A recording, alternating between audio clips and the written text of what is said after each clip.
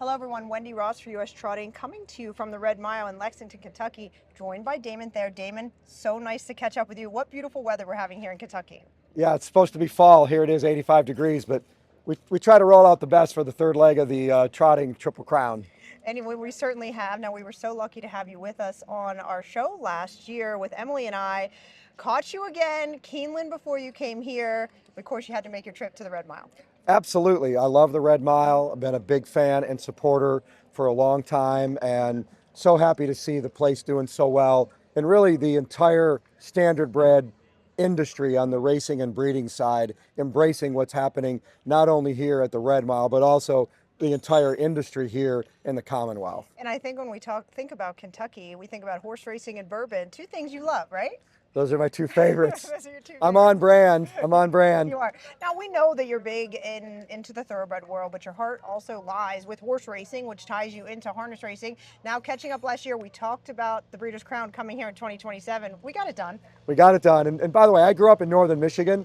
The first competitive horse race I ever saw was harness racing at the Grand Traverse County Fair. C.J. Osborne won like 4 of the races. He was a hot driver, came up from Hazel Park. So I love harness racing as well. And it's always been a dream of mine to lure the Breeders' Crown here to the Red Mile. And that announcement was made earlier this week that the Hambletonian Society has decided to bring the Breeders' Crown to the Red Mile for the first time as a multi-race event in 2027. Now, for those who are not familiar, Damon is a former Republican Kentucky senator, and he's really big in a big push for horse racing throughout Kentucky, helping us on both sides. Now, you've been in Florida, though. You've been busy. Tell us what's going on there with the decoupling. Yeah, I was hired earlier this year after I retired from the Senate to be an advisor to the Thoroughbred Racing Initiative to help fight the decoupling bill that Gulfstream Park had filed in the Florida legislature. And as you know, what happened in the harness business with Pompano Park closing after decoupling passed, we don't want that to happen to Gulfstream Park. So I'm actually headed back down to Florida this week. We're getting ready to, we killed the decoupling bill in 2025. That's the good news. Yes. The bad news is that the owners of Gulfstream Park are coming back to try to pass decoupling in 2026. And we're preparing to lay the foundation to fight that bill. It's not only important for Florida to kill the decoupling bill for Gulfstream Park, but also for the entire infrastructure of thoroughbred and standardbred racing in North America. Yes. I mean, and you think about the relationship and the synchronicity between expanded gambling and thoroughbred and harness racing at the most successful tracks on this continent. We don't want to break that up. And we will continue to make the argument that horse racing is too popular and too necessary to the Florida economy to allow decoupling. But we have supporters from all over North America because they know about the trickle-down effect. If decoupling passes for Gulfstream Park, other states could look at that, and we don't want that to happen. So really, I'm fighting for Florida, but I'm down there fighting on behalf of the entire ecosystem for thoroughbred and standardbred racing in the United States and Canada. And I think us meeting today and talking with Damon is just about for our harness racing industry, for all of our USTA members and followers to say, don't be complacent, pay attention, because things are coming and we need to be ready for them.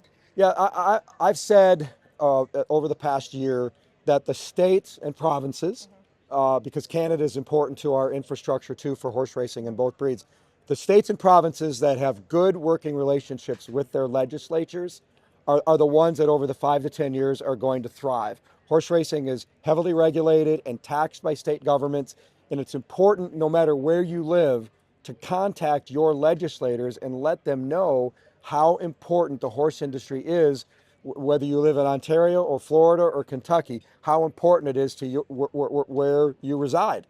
The taxes generated, the jobs. I mean, here in Kentucky, it's over 60,000 jobs and a $4 billion economic activity. That's thoroughbred and harness. And fortunately, when I was in the Senate, I was able to convince enough like-minded legislators of both parties that was the case. And we were able to pass, over the last 20 years, several bills into law that have helped make the Red Mile what it is here today. And I think when we talk about this, there is a concern. As we said, pay attention and listen. We're getting to the point where it really could happen. Well, what you have to remember is legislative membership changes. There are people who, like me, have left the legislature since we passed historical horse racing. So there are always new people coming in, and you have to remember they have to be educated about the importance of the horse industry to Kentucky. And so that's the thing we need to continue to engage in. And those states that do that, horsemen and racetracks and breeders working together to educate legislators, that's where we're going to be successful, and racing of both breeds is going to thrive over the next 5 to 10 years. Damon, I think no one could have said it better than Damon has here today, and we urge you to pay attention when you see things coming up. Get involved and pay attention, and like you said, contact your legislators and say, hey, horse racing matters and we need it. Well, everybody has one state representative and one senator. Unless you live in Nebraska, they only have one senator because it's a unicameral legislature. But you have people that you vote for every 2 or 4 years who represent you in your capital, and you should contact them and try to build a working relationship with them so that you can be an advocate for the horse business in your state capital. Damon, thank you so much for your time. We have some futurity races that you're here to see. So once again, thank you. And, we'll be staying tuned to everything that's happening. Thank you. Thanks, Wendy.